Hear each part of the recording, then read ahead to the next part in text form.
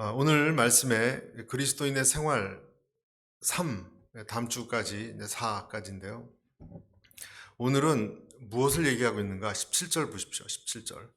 그러므로 내가 이것을 말하며 주 안에서 증언하노니 이제부터 너희는 이방인이 그 마음의 허망한 것으로 행함같이 행하지 말라. 누구의 마음이라고 이것이? 이방인의 마음이라는 거예요. 그러니까 성경적인 생각이 아니면 전부 이방인의 마음입니다. 이방인의 마음은 도대체 어떤 건가? 어떤 건가? 네 가지로 알아봅니다. 첫째, 마음이 허망한 것에 사로잡혀 있습니다.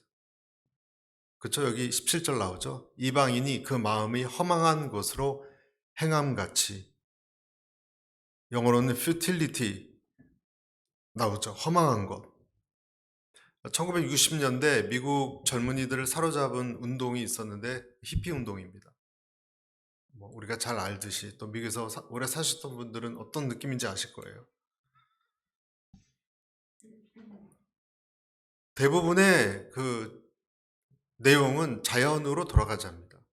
자연으로 돌아가자. 원래 상태로 돌아가자. 히피 운동입니다. 청바지 입고 통기타를 맨 그들이 참된 인생의 의미와 만족을 찾아 나섰어요.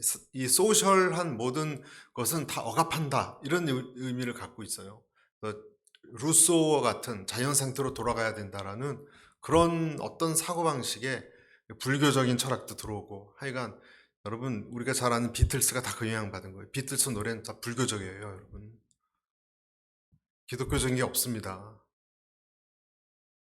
마약을 복용하고 성의 쾌락을 추구하고 신비로운 종교 체험을 추구했습니다. 인도 히말라야까지 가서 진리를 열심히 추구했는데 그들이 원하는 기쁨이나 만족이나 행복, 진리는 없었습니다.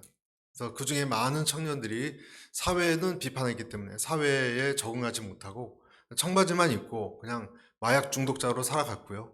그들은 일부는 척 스미스 목사님이라고 들어보셨나요? 척 스미스 목사님에 의해서 성경 공부를 통해서 거듭난 크리스천들이 됐어요. 그들이 만든 유명한 CCM의 시초라고 할 수 있는 마라나타 들어보셨죠? 그 밴드가 그때 나왔습니다. 그리고 그 마라나타 운동에 참여한 많은 사람들 중에 선교사가 나왔고 목회자, 전도자들이 또 많이 나왔습니다. 그러니까 한쪽은 사회적 부정자가 됐고요. 그들이 그렇게 추구하는 허망한 것을 멀리하고 의미를 찾겠다고 하는 방향이 잘못되니까 그렇게 됐고 그 중에서 일부가 아주 소수 일부가 척 스미스 목사님 같은 복음주의의 구제를 받아서 복음권으로 들어갔습니다.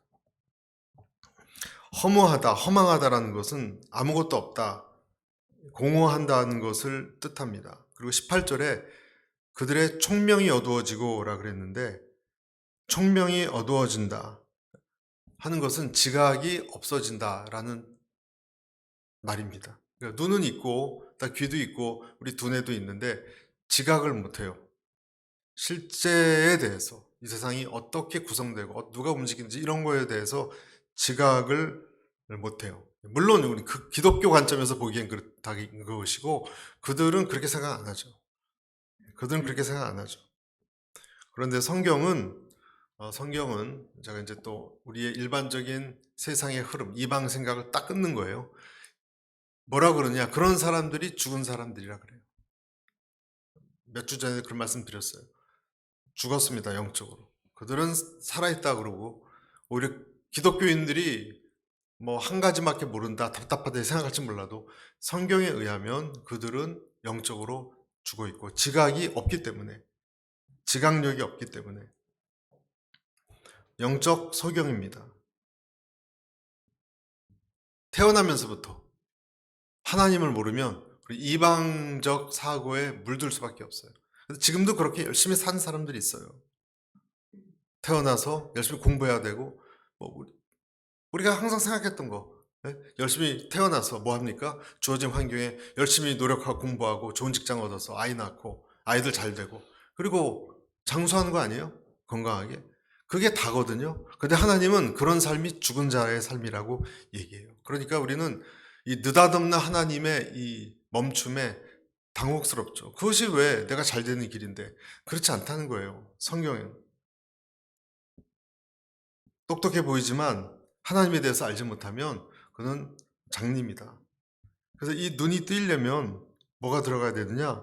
눈이 뜨이려면 하나님의 말씀이 들어가야 됩니다. 하나님의 말씀이 어떻게든 스며 들어가야 됩니다. 스며 들어가야 됩니다. 우리나라는 이제 가보면 많이 발달하고 다 좋아요.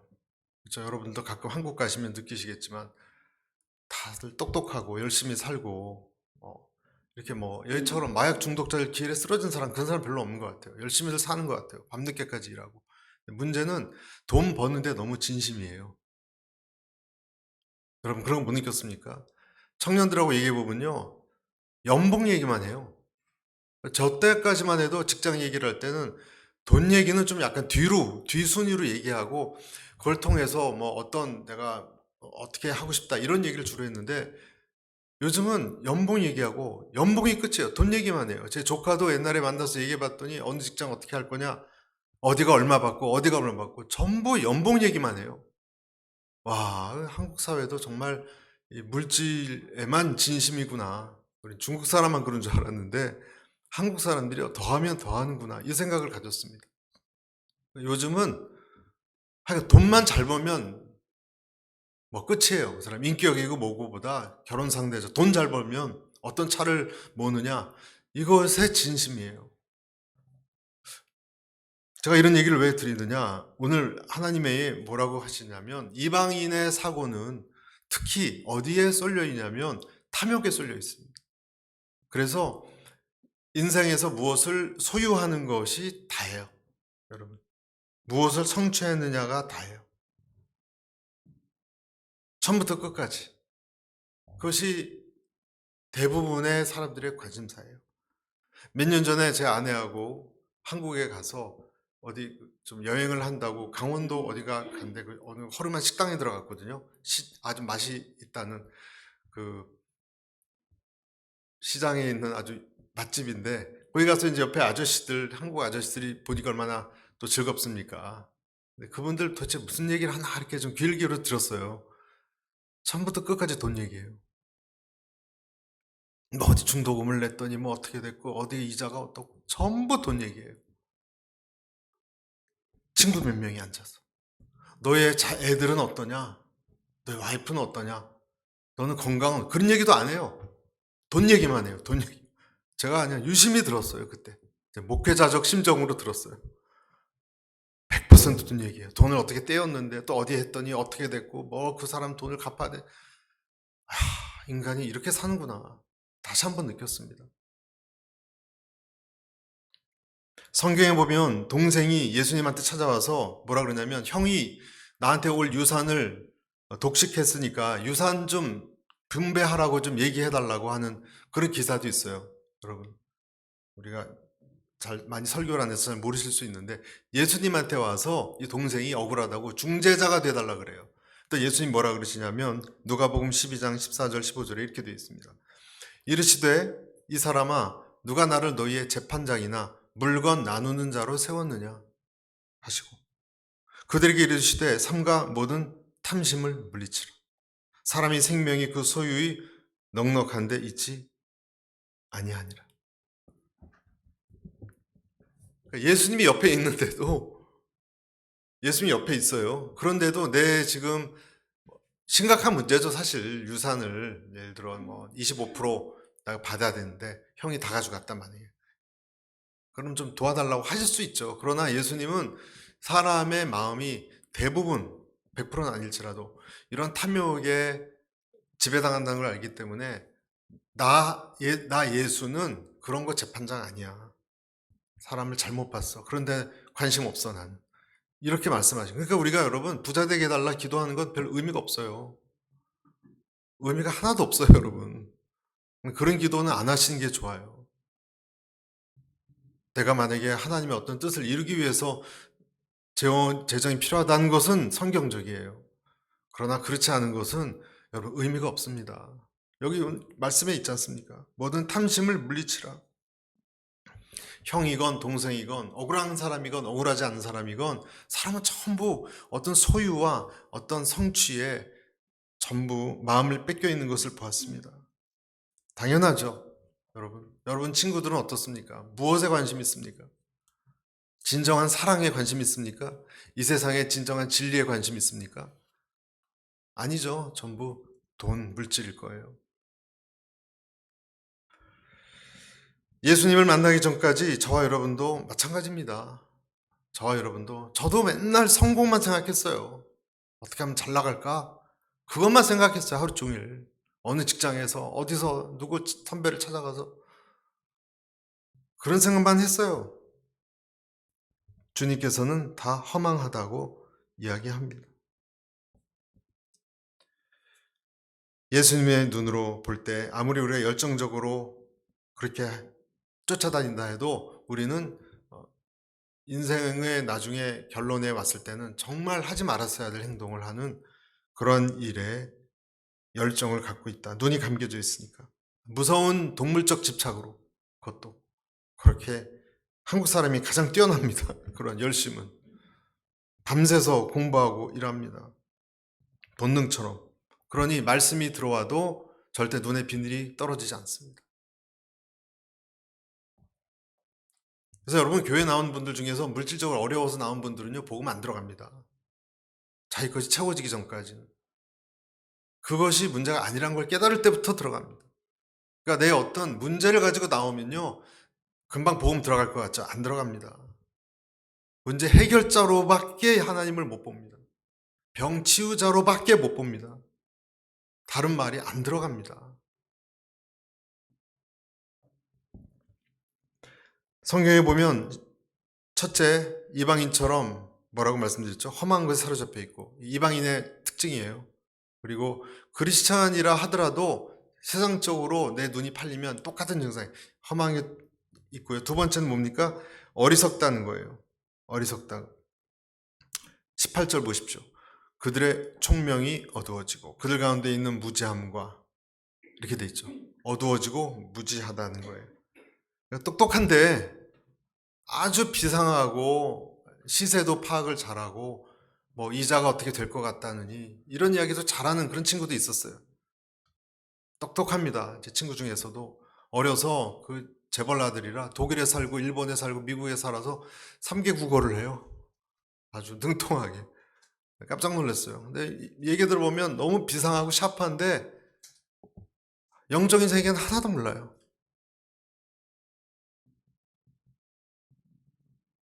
제가 좀 어떻게 해보려고 했는데 하나도 한마디도 안 들어가요. 누가복음 12장에 어리석은 부자의 이야기 아시죠, 여러분? 창고에 쌓아놓고 아시죠, 여러분? 12장 부자의 독백을 알고 있습니다. 자랑하는 어리석은 부자 이야기예요. 옛날에 이 어리석은 부자의 곡간이 얼마나 크길래 창고에 쌓아놓고 그런 생각이 드는데 고고학자들의 발굴된 바에 의하면 고대 곡식 저장소가 규모가 엄청났대요. 현대인들이 놀랍다고 합니다. 어떤 것은 땅을 깊게 파서 땅 속에 곳간을 만들었는데 누가 훔쳐갈까봐 깊이가 6m 이상 내려갑니다. 6m 파는 건 대단한 거예요. 넓이가 7, 8m 이상 되는 것도 있대요. 그렇게 깊이 파서 많은 양의 곡식을 군데군데 저장을 했대요. 그래서 고고학자들이 들어가 보니까 아직도 썩지도 않고 마르지도 않은 곡식 알맹이들이 나왔대요. 지금 몇 년이 지난 거예요, 여러분? 변질되지도 않고. 오늘 이 부자가 어리석은 부자는 곳간에 여러 해 저장해 놔도 썩지도 변질되지도 않을 엄청난 분량의 곡식을 쌓아뒀으니 이제 그만 바라봐도 뭐 인생 이제 즐길 그거밖에 안 남았겠죠. 우리가 이런 부자를 안 좋게 생각하는 경향이 있는데 여러분 그렇지 않아요. 이런 부자는 요즘으로 치면 남들보다 일찍 일어나고 성실하고 자기 가정에 충실하고 정말 이 경제적인 것에도 아주 열심히 일하는 그런 사람들이 돈을 벌지 않습니까, 여러분? 그런데 정말 성실로 치면 둘째가면 서러워할 사람인데 이제 좀 편히 쉬고 잘 때 예수님께서 뭐라 그러시냐면 네 목숨을 내가 취해가면 어떻게 하겠느냐 이런 얘기를 하시거든요. 그러니까 여러분, 우리의 상식하고 다르다는 걸 알 수 있어요. 우리는 이렇게 이 세상 사는데 열심이고 성실한 사람, 착한 사람 보면 존경하잖아요. 그렇죠? 근데 예수님은 딱 뭘 들이대시냐면, 나 네 목숨 찾아갈 수 있어, 이 어리석은 놈아, 이렇게 얘기하시는 거예요. 얼마나 달라요. 그래서 여러분, 하나님을 믿어야 될 사람이 하나님을 안 믿고 물질에만 집착하잖아요. 그러면 하나님이 정말 서늘한, 간담이 서늘한 어떤 것을 딱 들이대시고 우리의 기존 그 베이스를 흔들 수 있어요. 그거 아니면은 그 사람 변하지 않으니까. 그래서 첫째는 뭐라 그랬죠? 허망한 것. 둘째는 어리석어지고. 셋째는 마음이 굳어지는 질병에 사로잡힌다고 얘기합니다. 마음이 18절 무지함과 그들의 마음의 굳어짐으로 말미암아. 마음이 굳어진다. 다른 것이 안 들어오죠. 그렇죠? 허망한 것을 쫓고요. 마음 어리석어지고, 그래서 오래되면 어떻게 되냐면 그 다음부터는 아무리 얘기해도 그거밖에 안 보입니다. 그거밖에 안 보입니다. 아주 딱딱해서요. 하나도 안 들어갑니다. 중독되는 거죠. 여러분, 도박에 중독된 사람 아무리 얘기해도 안 됩니다. 라스베가스 또 가야 됩니다. 안 들어옵니다. 하나도. 그래서 18절 끝에 보면 어떻게 됐는가? 생명에서 떠나 있다 그랬습니다. 그러니까 여러분, 이 세상에 하나님을 모르고 이 세상에 진심인 사람일수록, 성실한 사람일수록 우리는 좋게 평가해요. 어떻게 보면 성공했다고도 얘기할 수 있어요. 그래서 하나님 보시기에는 병들었습니다. 살았지만 실상은 생명에서 떠난 사람이다. 헛된 걸 보고 어리석어지고 굳어져 버렸어요. 생명에서 떠났어요. 생명에서 떠났다는 뜻은 하나님이 그냥 내팽개쳤어요. 어떻게 할 수가 없어요. 그런 사람들이 있죠. 그렇죠? 우리들도 그런 사람이었죠. 로마서의 1장 내용하고 똑같다는 거 아세요, 여러분? 이 공식은 똑같아요. 로마서 1장도 저희 마음에 하나님 두기를 싫어한다 그랬죠. 강박함의 첫째 단계입니다. 그 다음에 허망해지고, 로마서 1장에 보면 우둔해지고 어둠에 들어가고, 미련한 마음, 생각이 허망해지며 미련한 마음이 어두워졌나니 21절에 그렇게 나옵니다. 그리고 세 번째, 하나님이 심판 속에 내버려뒀다 그랬어요. 유기. 모르겠다. 네 마음대로 살아라. 그렇게 하셨다 그랬어요. 하나님도 그렇게 계속 가고 굳어지면 그냥 내버려 두시는 거예요.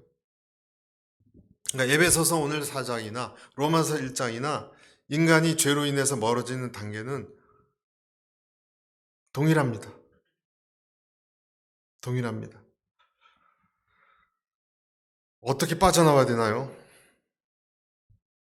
어떻게 빠져나온 방법은 이 공식이거든요. 허망한 걸 보고 총명이 어리석어지고 굳어져서 하나님이 그냥 세상에 그냥 던져버렸어요. 그럼 빠져나오려면 어떻게 해야 돼요? 순서를 거꾸로 하면 돼요.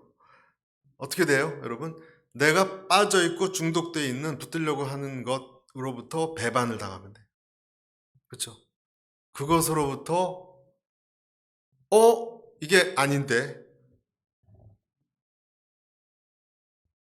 내가 믿었던 게 내 발등을 찍네, 이걸 느낄 때 정신이 돌아오기 시작합니다. 그것이 뭐였어요? 애굽에서 핍박당했던 거예요. 애굽이 나를 지켜줘서 자손도 낳고 아주 좋은 데라고, 문명도 제일 찬란하고. 근데 나중에 바로 왕이 이스라엘을 핍박했잖아요. 그러니까 믿었던 곳인데 여기는 네스트가 아니었네. 내가 잘 살 곳이 아니었네. 나중에 친구였던 아수르, 바벨론도 잡아갔잖아요. 유다의 왕이라고 했던 그 사람도 알고 보니까 하나님의 악행을 버려서 도망가고. 그러니까 믿었던 것이 정반대가 됐을 때, 그때부터 우리는 사실은 그 거짓된 어떤 주술로부터 헤어져 나오기 시작하는 거예요. 21절 보십시오. 그럼 어떻게 되는가? 같이 한번 읽어보겠습니다. 21절 시작. 진리가 예수 안에 있는 것 같이 너희가 참으로 그에게서 듣고 또한 그 안에서 가르침을 받아. 자, 여기 잠깐 머물러 주시고요. 어떻게 나오기 시작하니까 진리가 들어가야 돼요. 진리가 예수 안에 있는 것 너희가 참으로 그에게서 듣고 그 안에서 가르침을 받았을진데 제일 먼저 가르침의 단계입니다. 침투. 연고를 바르면 여러분 아픈데 연고가 피부로 이게 쭉 그 숨구멍 통해서 들어가거든요. 침투해야 돼요. 그래, 약의 효능이 발휘되는 것처럼 말씀을 듣고 말씀이 내 속까지 혈관까지 심장까지 들어와야 돼요. 말씀이. 왜냐하면 영이 죽은 사람은 필라멘트가 끊어진 사람이기 때문에 전기가 다시 들어와야 되거든요. 그래서 22절 보십시오. 가르침을 받았기 때문에 진데 22절 너희는 유혹의 욕심을 따라 썩어져가는 구습을 따르는 옛사람을 벗어버리고 옛사람은 23절에 심령으로 새롭게 되어 옛사람이 벗어버리고 새로운 사람이 들어오려면 필라멘트가 끊어졌기 때문에 일단은 말씀이 침투에 들어와야 됩니다. 그 사람에게. 어떤 시기고 어떤 시기고 그렇지 않으면 이 빛이 들어오지 않아요. 전기가 어떻게 시기건 닿아야 필라멘트가 들어오는 거와 마찬가지예요.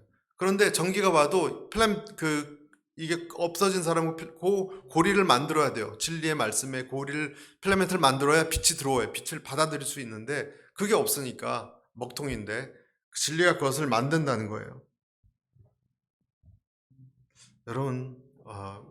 여러분 기도하는 사람들이 있다면 하나님의 말씀이 한 단어라도 들어갈 수 있게 되길 기도하십시오. 들어가야 돼요. 어떤 시기건. 좀 더 자세히 말씀드리겠습니다. 그러면 성령의 말씀의 역사는 곧 성령의 역사거든요. 그러니까 말씀이 괜찮은 말씀이네 이해되기 시작할 때부터 이것이 성령의 수문을 여는 거예요. 말씀이 좀 들어오기 시작하는 거예요. 하나님 말씀에 대해서 적대적이었던 사람이 그래도 좋은 말이 있네 하면서부터 문이 조금씩 삐끔씩 열려지면 성령의 역사가 들어가는 거예요. 그러면 그때부터 죽었던 영이 살아납니다. 여러분 속엔 그런 일이 언제 있었습니까? 그리고 보통 그럴 때 어떤 일이 일어나느냐? 회개가 일어납니다. 이건 굉장히 복잡하고 신비로운 어떤 영적 작용이에요. 한꺼번에 일어나요. 어떤 사람 이게 먼저, 어떤 사람 저게 먼저. 순서는 다 같지 않아요. 에스겔서 36장 26절 새 영을 너희 속에 두고 내 새 마음을 너희에게 주되 너희 육신에서 굳은 마음을 제거하고 부드러운 마음을 줄 것이며. 자, 굳은 마음을 부드러운 마음이 되려면요. 굳은 마음이 제거되고 이게 들어갈 때 뭐가 일어납니까? 수술칼이 들어가는 거예요. 수술칼은 말씀이에요. 쑥 들어옵니다. 찔리는 경험이 있어요. 찔리는 경험이 있는 것이 정상이에요. 그래서 말씀을 들을 때 여러분 내 내면에 어떤 이 딱딱한 어떤 비계 같은 것이 짝짝 갈라지고 찔리는 경험이 있는 것이 이게 정상이에요. 얼마나 깊이 예리하게 무엇으로 어떻게 들어갔느냐 얼마 동안 어떻게 그렇게 됐는지 모릅니다. 그러나 그것을 경험해 본 사람은 제가 무슨 말씀을 드리는지 알 거예요. 이 밑 저변부터 뭔가 팍 들어옵니다. 여러분 그냥 훅 들어옵니다. 그래서 어떤 사람은 옛날에 영국 같은 경우는 말에서 떨어지기도 하고요.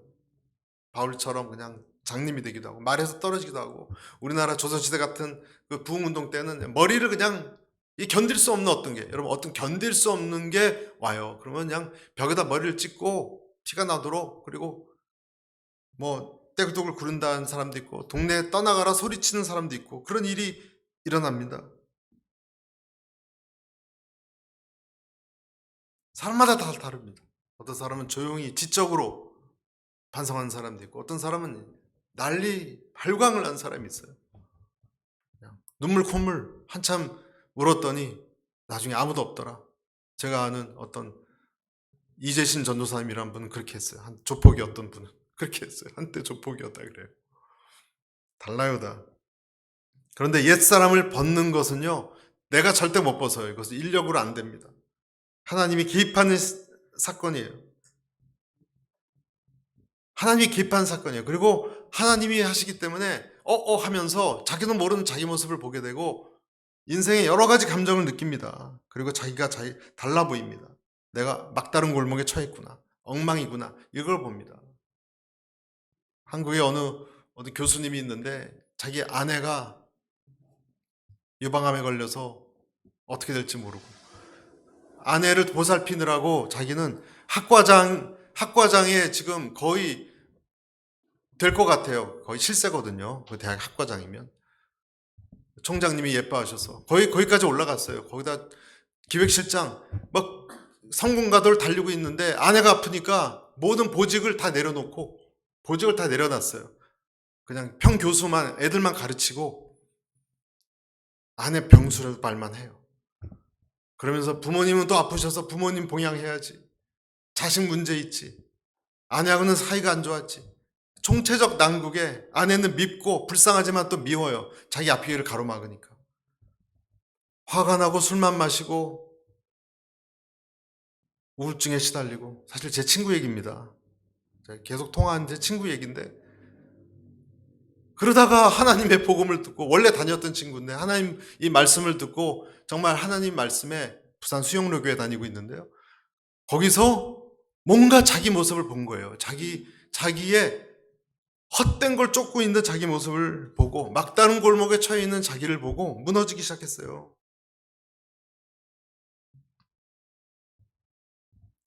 그리고 변화되고 있어요. 지금 굉장한 속도로 변화되고 있는데 놀라울 정도입니다. 제가 좋아하는 몇몇 이 미국 변증론자들이 있어요. 아폴로제틱스를 잘하는, 이렇게 막 날카로운 토론을 하는 그런 거 있지 않습니까? 무신론자들 뭐 또는 이 진화론과 또 유신론자 사이에, 그 중에서 젊은 사람 중에 데이빗 우드라고 있는데, 여러분 혹시 관심 있는 분들은 데이빗 우드라고 한번 기억해 주십시오. 아주 잘 나가는, 특히 이슬람권을 잘 아주 설득시키고 사람들을 예수님께 몰겨오게 하는 사람입니다. 이 사람은 간증을 들었는데 어려서부터 소시오패스, 인격 장애가 있던 사람이에요. 이 사람이 아주 그냥 뭐 몸도 크고 얼굴도 잘생긴 그런 사람인데 그런지는 몰랐어요. 게다가 또 폭력적이어서 옛날에 친구랑 토론하다가 동의를 하지 않으니까 삽으로 그를 때리고 목을 졸라서 거의 목숨을 빼앗을 정도로 폭발적인 혈기가 있던 그런 사람이었습니다. 자기 아버지를 해모로 공격해서 거의 돌아가실 뻔했다가 돌아가시진 않았는데 정신병원에 가게 됐고요. 나중에 감옥까지 가게 됐습니다. 거기서 랜디라는 크리스찬 친구를 만나게 됐습니다. 같은 방을 쓰게 되다가, 랜디라는 이 크리스찬도 21건의 흉악 범죄를 저질렀던 사람이에요. 그리고 해군에 들어가서 하나님을 믿었던 사람이에요. 크리스찬이 성경을 읽는 모습을 처음 본 거예요. 랜디에게 이렇게 얘기했습니다. 가서 이 데이비드가, 네가 왜 성경을 읽는 줄 아냐? 네가 성경을 읽는 것은 미국에서 태어났기 때문이야. 네가 다른 나라에서 태어났으면 다른 것을 믿었을 거야. 중국에서 태어났으면 불교를 믿었을 거고, 인도에서 태어났으면 힌두교를 믿었을 거고, 사우디아라비아에서 태어났으면 무슬림이 됐을 거야. 사람들이 뭘 믿는 거는 다 그렇게 믿으라고 위에서 가르쳤기 때문이야. 랜디하고 이 기독교를 놓고 논쟁을 맨날 벌이는데 논쟁을 이길 수가 없어요. 랜디가 너무 하나님께 심취해가지고 하나하나 아주 잘 따지고 논박을 했기 때문에 나중에 금식 경쟁을 하게 됐습니다. 누가 오랫동안 금식하느냐. 그래서 자기가 40일 동안 금식했는데 감옥 관리자들이 스스로 자해야 한다고 생각해서 그냥 따로 떼어서 독방에 놨습니다. 그러면 거기서 처음으로 혼자 있을 때 진지하게 성경을 보기 시작했어요. 이기려고, 그것도 토론에서 랜디를 꺾으려고, 기독교인들이 얼마나 한심한지 보여주려고. 아까도 말씀드렸듯이 이 사람은 약간 과대망상증이 있었거든요. 소시오패스에. 자기가 제일 똑똑하다고 생각해요. 성경을 공부하면서 사도들이 어떻게 죽었는지를 알게 됐습니다. 사도들은 예수님이 죽음에서 부활하셔서 그들에게 나타나셨다고 주장하면서 모두 다 끔찍한 순교를 당했습니다. 그러면서 생각한 거예요. 어떻게 이런 말도 안 되는 크리스천들이 순교자가 될 수 있지? 어떤 이데올로기라면 몰라도. 그것도 자기가 계속 함께 했던 그 예수님이 죽었는데 그가 살아났다고 그걸 믿고 그것 때문에 순교당할 수 있을까? 그 문제를 계속 생각하다가 결론, 예수님, 같이 다녔던 예수님 십자가에 처형되는 걸 봤거든요. 그런데 그가 다시 살아난 거를 봤기 때문에 이들은 순교당할 수밖에 없다. 어떤 것이 제자들에게 도대체 있길래 두려움을 무릅쓰고 그렇게 다 두려움 없이 순교할 수 있었을까? 이 데이빗 우드는 이 예수님의 메시지를 진지하게 생각해보고 기도하면서 하나님이 맞다라고 확증하고 그때 하나님을 내 마음에 들어와 달라고 초청하기 시작했습니다. 그리고 그 기간부터 모든 것이 다르게 보이기 시작했대요. 쇠창살부터 벽부터 간수들부터 완전히 다르게 보이기 시작했대요. 어떻게 된 겁니까? 옛 옷이 벗겨진 거예요. 옛 옷이 벗겨진 거예요. 내가 이기려고 성경을 봤지만 나보다 훨씬 훌륭하고 정직한 사람들이 예수님의 부활을 보고 순교당하는 더 훌륭한 것을 보고 자기의 모순을 이겨내지 못한 거예요, 이 사람은. 나 같은 한심한 사람에 비하면 이 사람들은 참 대단하다. 대단하다. 느헤미야서에도 보면 수문학 광장에서 울며 소리 높여 우는 이스라엘 백성 이야기가 나오는데요. 거기도 보면 하나님의 율법책을 낭독하고 그 뜻을 해석해서 낭독한 것을 다 깨닫게 강해 설교를 했다는 거예요. 그때 느헤미야에. 그러니까 그 율법 말씀을 듣고 다 우는지라. 뭐가 역사했습니까? 지성적으로 말씀이 들어와서 역사했어요. 사도행전도 베드로의 설교를 쭉 듣고 사람들이 가슴에 찔려서 설교 없이 그런 게 아니라 아주 설교를 처음부터 하나님이 어떻게 쭉 와서 십자가에 못 박고 죽인 게 너희들이다 이렇게 바로 적용시켰잖아요. 그걸 듣고 찔려서 어찌할꼬 부르짖었습니까? 심령이 변화되는 과정은요, 말씀이 침입해 들어와야 됩니다.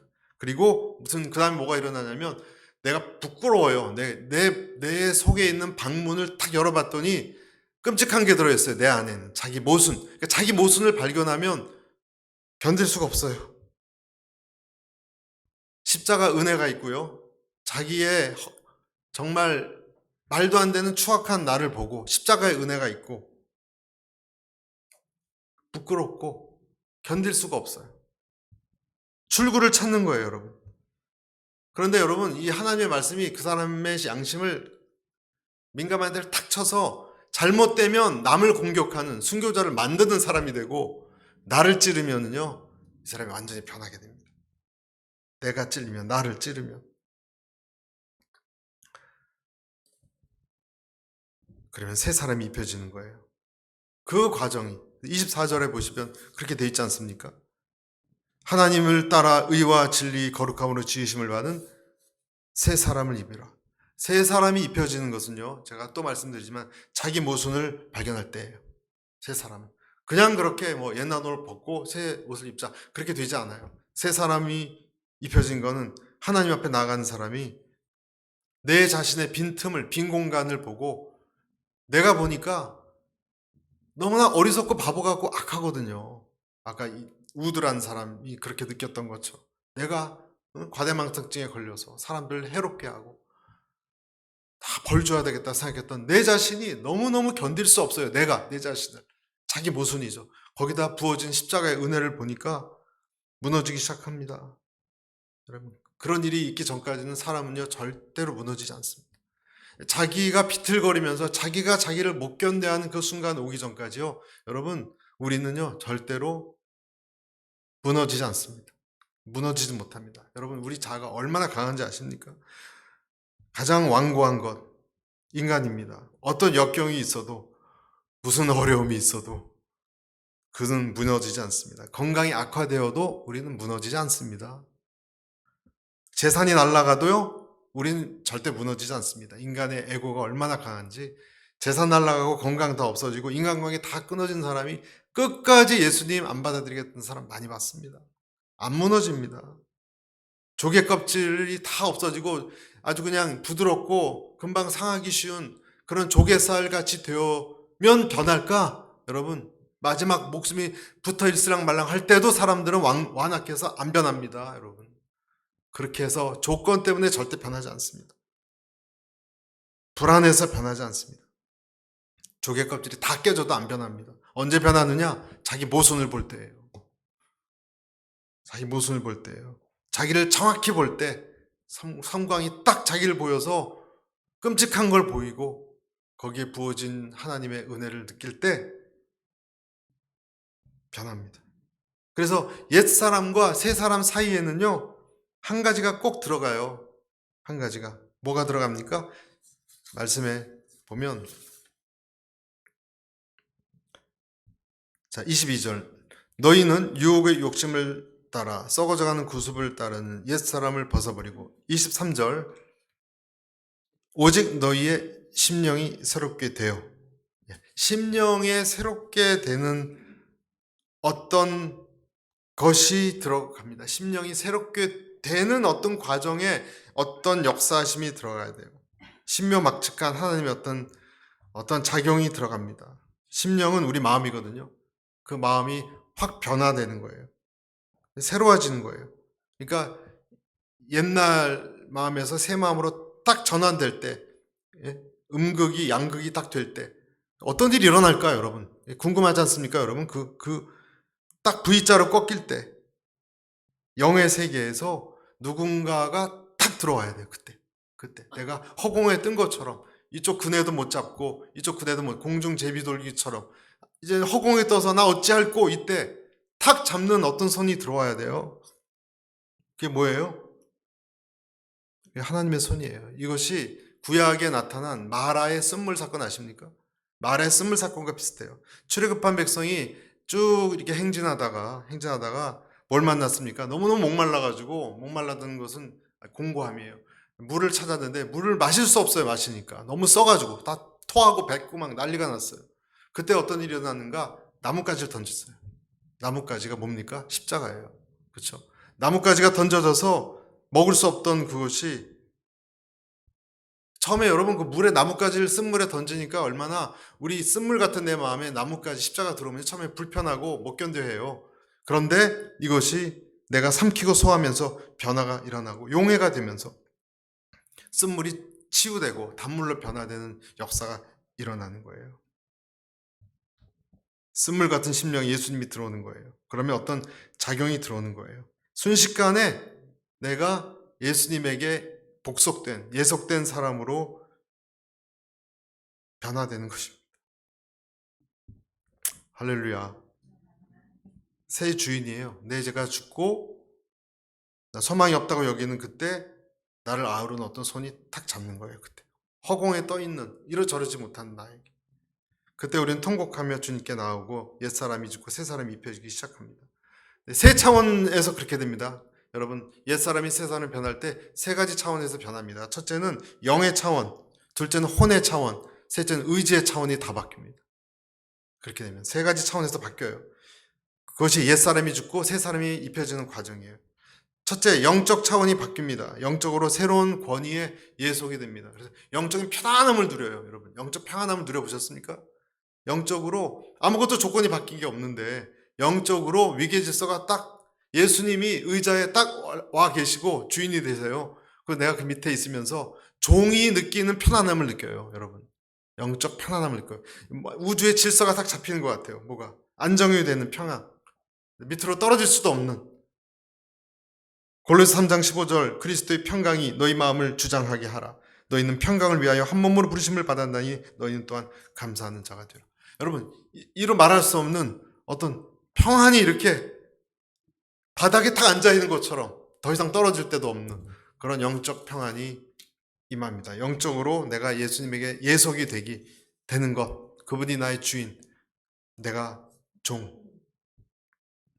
이런 사람들은요, 육적인 어떤 생각이나 행동이 들어오면 이질감 이제 느끼기 시작합니다. 안 맞기 시작해요. 영적 체질이 바뀌었어요. 그래서 세 차원의 영적 체질이 바뀌고, 두 번째는 이성이 변합니다. 여러분, 옛사람이 새 사람 바뀐 사람은요, 영적으로만 바뀐 것이 아니라 이성적으로 변합니다. 요한복음 17장 17절에 보면 저희를 진리로 거룩하게 하옵소서, 아버지의 말씀은 진리니이다. 진리로 거룩하게 하라 그랬어요. 이성이에요, 여러분. 이성적으로. 그 전까지는 모든 것을 내 중심으로만 생각했어요. 모든 것을 내 중심으로, 자기 중심으로 생각했는데, 육신적인 사람이죠. 합리적이에요, 어떻게 보면. 표면적인 관점에서만 봅니다. 하늘과 땅의 것 구분하지 못합니다. 그러니까 하나님의 가르침과 사람의 가르침을 구분하지 못합니다. 그런데 이 사람은 그전엔 하나님의 사랑, 사람의 사랑, 그런 거 하나님의 일, 사람의 일 잘 구분하지 못해요. 사람의 목적, 하나님의 목적 구분하지 못했어요. 근데 이제는 이성적으로 구분합니다. 성경도 읽으면서 그냥 나를 위해서 적용하기 바빴던 것이 이성이 바뀌면은요, 이런 일이 새 사람을 입으면요, 성경을 볼 때도 나를 위해서 적용하지 않아요. 여러분, 나를 위해서 적용하는 것은 올바른 성경이 아니에요. 하나님을 위해서 내가 적용되는 거예요. 중심이 바뀌는 거예요.